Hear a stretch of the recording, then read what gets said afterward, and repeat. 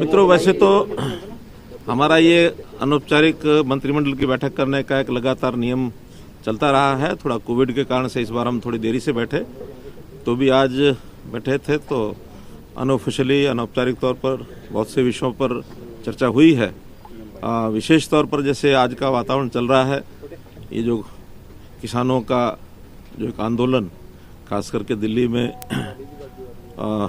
कुछ जगह पर किसान एकत्र होकर के और अपनी मांगों के बारे में जो लगातार बात कर रहे हैं, इसमें कई दौर बातचीत के केंद्र सरकार के प्रतिनिधियों के साथ उनके हो चुके हैं और एक जिसको कहना चाहिए एक संतोष का विषय ये है कि उनकी मांगों में बहुत सी मांगों पर केंद्र सरकार ने मानने के संकेत दिए हैं। 5-6 डिमांड्स जो थी वो सब मानने के लिए केंद्र सरकार ने कहा है और मैं समझता हूं कि आज जैसे किसानों की बातचीत हो रही है, कुछ किसानों ने जरूर ये कहा कि हमको ये मंजूर नहीं है, लेकिन बहुत किसान ऐसे भी हैं जो इस मत के हैं कि इन बातों को स्वीकार करना चाहिए। और मेरी अपील भी है उन किसानों को कि ये जो विषय हैं, उनकी जितनी शंकाएं थी उनको दूर करते हुए ये जो समाधान किया जा रहा है ये उचित समाधान है और किसानों को अपना धरना जो समाप्त करना चाहिए। और सर्दी का मौसम है, कोरोना का काल है, इसलिए सबको जाकर के अपने अपने काम में लगना चाहिए। इसी को एक मैं कह सकता हूँ कि एक सफलता के रूप में आगे बढ़ाना चाहिए। सीएम साहब, केंद्र सरकार ने 3 काले कानून बनाए, ये किसानों का कहना है और वो उनकी लगातार ये मांग है कि इनको खारिज किया जाए। लेकिन आप स्टेट गवर्नमेंट के नाते, हालांकि विधानसभा का सेशन हो चुका है, आपकी तरफ से जवाब आ चुका है, लेकिन क्या आप सोचते हैं अभी भी कि कुछ स्टेट गवर्नमेंट भी अपने स्टेट के किसानों को किसी तरह से कोई लक्ष्य कर सकती है? देखिए, उनकी जो शंकाएं हैं वैसे तो निर्मूल हमने सिद्ध कर दी हैं। प्रोक्योरमेंट के नाते से हमारी प्रोक्योरमेंट जितनी हुई है बहुत स्मूथ और पीसफुल सारी प्रोक्योरमेंट हुई है। चाहे वो धान की प्रोक्योरमेंट 56-57 लाख मीट्रिक टन धान खरीदा गया है, 7.5 लाख मीट्रिक टन बाजरा खरीदा गया है और हम ऐसी फसलें जो आसपास के प्रांतों में कहीं भी नहीं खरीदी जा रही हैं, चाहे वो मूंग है, मूंगफली है। ये मूंगफली पहली बार हरियाणा में उसकी प्रोक्योरमेंट हमने शुरू की है और उससे पहले भी सूरजमुखी, सरसों, ये भी हम खरीदते रहे हैं और हम आगे आने वाले समय में इन सब फसलों को MSP पर खरीदेंगे, ये हमने आश्वासन दिया है, करके भी दिखाया। और जहाँ तक मंडियों का विषय, मंडियाँ जितनी हमारी मंडियाँ पहले से चल रही हैं उन मंडियों को भी हम बढ़ोतरी करेंगे, ये हमने आश्वासन दिया है। कोरोना के समय में तो हमने 1800 खरीद के केंद्र गेहूं के लिए बनाए थे, तो ये सारे विषय पहले भी हम करते रहे हैं और आने वाले समय भी किसानों की कोई कठिनाई नहीं आने देंगे, ये उनको विश्वास दिलाया है। किसानों की जो भी कठिनाइयां होंगी उसके ऊपर हम सहानुभूतिपूर्वक विचार करेंगे। आपके गठबंधन के सहयोगी हैं सर, वो कह रहे हैं कि मुकदमे जो किसानों पे दर्ज हुए पिछले दिनों में जब उन्होंने दिल्ली कूच किया, वो मुकदमे वापस होने चाहिए, उस पर कोई सहमति बनी है सर? देखिए, वो बहुत सामान्य विषय है, कोई बड़े विषय नहीं है वो। और वो यानी एक छोटी मोटी कोई बात ऐसी हो भी जाती है तो सब बातों के ऊपर विचार किया जाएगा, सबको ठीक किया जाएगा। कोई किसान हमारे अपने भाई हैं, किसान हमारे अपने हैं, किसी और के नहीं हैं, तो जो अपने होते हैं उनके बारे में सब बातें ठीक हो जाती हैं, कोई दिक्कत नहीं होती है। भाजपा के राष्ट्रीय अध्यक्ष JP नड्डा पर सर डायमंड हार्बर वेस्ट बंगाल में हमला हुआ है, बहुत निंदनीय घटना है। और हम जैसा पश्चिम बंगाल का पिछले कई महीनों से जो कुछ देख रहे हैं, जो हिंसात्मक गतिविधियां, खास करके राजनीतिक तौर पर जो सहनशीलता समाप्त हो रही है, ये डेमोक्रेसी में अच्छी बात नहीं होती है। इसलिए पश्चिम बंगाल के लोग निश्चित रूप से इसमें आगे आने वाले चुनाव के अंदर उनकी TMC पार्टी जो है, तृणमूल कांग्रेस पार्टी, और इस गुंडागर्दी का जो जवाब है निश्चित रूप से वहां की जनता देगी, ऐसा मेरा विश्वास है।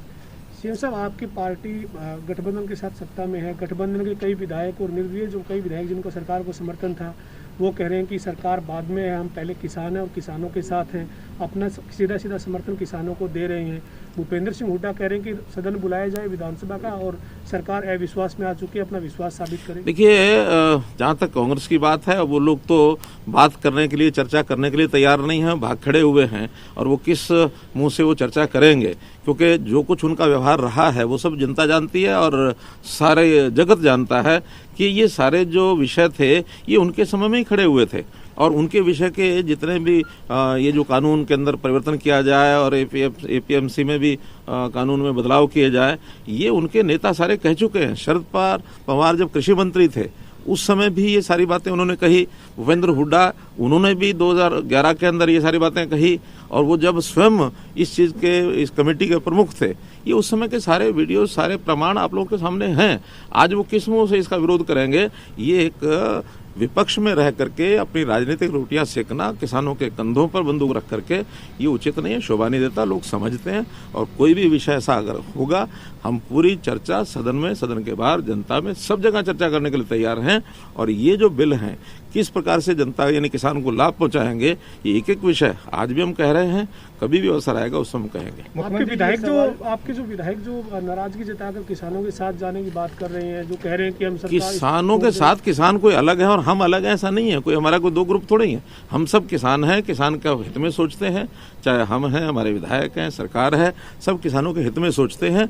और उसमें जहाँ कहीं मिसअंडरस्टैंडिंग है उसको दूर करने के लिए केंद्र सरकार ने बहुत सी बातें कह दी हैं, करेंगे ही। एक चर्चा और चल पड़ी है सर कि आज आप डिप्टी सीएम के घर पे मीटिंग कर रहे हैं। इस पर भी विपक्ष ये कह रहा है कि अब गठबंधन ने थोड़ा दबाव बनाया है, इसलिए उनके घर पे गए। ये हमारे डिप्टी सीएम साथी खड़े हैं, अब इनसे आप बात कर सकते हैं। डिप्टी सीएम और हम कोई अलग नहीं है, हमारी गठबंधन की सरकार है, मजबूत सरकार है। और इस मजबूत सरकार के नाते से अभी तक जो हम काम किया है, आगे भी लगातार 4 वर्ष जो है इसके अंदर गठबंधन मजबूती से चलाएगा सरकार, कहीं किसी प्रकार की दिक्कत नहीं है। एक विषय की जानकारी और आपको देनी है जिस पर आज हमने चर्चा की है, और वो है कि जैसे अभी पंचायतों के चुनाव का कार्यकाल 5 वर्ष का वो पूरा हो रहा है, और निश्चित रूप से अब कार्यकाल की समाप्ति पर कभी भी जनवरी में ये चुनाव जो है संभावित है, वो चुनाव हम समय पर कराएंगे। ये भी आपके माध्यम से हम सारे समाज को, जनता को, हरियाणा की जनता को बताना चाहते हैं। मुख्यमंत्री, एक सवाल ये है कि अभी तक बहुत सारी बातें इस तरह की आ रही थी कि राजनीतिक से पूरी तरह से प्रेरित है ये आंदोलन, लेकिन अब हरियाणा की भी काफी संख्या में खाप पंचायतें हैं, किसानों का समर्थन और वो वहाँ पर पहुँच रहे हैं। तो क्या अब भी इसको कहा जा सकता है किसी भी लिहाज से कि कहीं ना कहीं इसमें राजनीति से प्रेरित है? निश्चित रूप से राजनीति से प्रेरित है। ये जितने भी राजनीतिक दल हैं, चाहे वो हरियाणा के हैं, चाहे पंजाब के लोग हैं, ये जो इन बिलों का समर्थन भी करते रहे हैं, इसमें अकाली दल भी समर्थन करता रहा है। कांग्रेस तो इन बिलों को पहले लेकर के ही आई है। देश भर में चाहे वो शरद पवार जी कृषि मंत्री थे, वो समर्थन करते रहे, तृणमूल ने समर्थन किया, राष्ट्रीय जनता दल ने समर्थन किया, समाजवादी पार्टी ने समर्थन किया, बहुजन समाज पार्टी ने किया, डीएमके ने किया। ये सब पार्टियां जो यूपीए में थी, इन्होंने समर्थन किया था। हमारे साथ भी जो पार्टियां लगी हुई थी, उन्होंने भी इसका समर्थन किया। किसी ने पार्टी के नाते कभी भी अपने अपने काल में कभी विरोध नहीं किया। आज अगर विरोध है तो केवल राजनीतिक तौर पर कि किसी प्रकार से नरेंद्र मोदी की सरकार को यानी कैसे दबाया जाए और कैसे विरोध में स्वर पैदा किया जाए। और इन सब विषयों में धीरे धीरे सारा पटाक्षेप होगा तो आप लोग को और पता चलेगा। हरियाणा का किसान, मैं पहले भी कहा है कि ये राजनीतिक नेताओं के अलावा बाकी लोग सब ठीक हैं। राजनीतिक नेता इसमें अपना प्रदर्शन कर रहे हैं और कुछ औपचारिकताएं लोग निभाते हैं, अपनी निभा रहे हैं, लेकिन कुल मिला के हरियाणा का किसान प्रसन्न है, खुश है। नमस्कार, मैं हूं मानक गुप्ता। अगर आपको हमारा ये वीडियो पसंद आया हो तो इसे लाइक और शेयर जरूर करें, और हां, हमें सब्सक्राइब और फॉलो करना ना भूलें ताकि आप देश और दुनिया की कोई खबर मिस ना करें। तो जुड़े रहिए हमारे साथ और देखते रहिए न्यूज़ 24।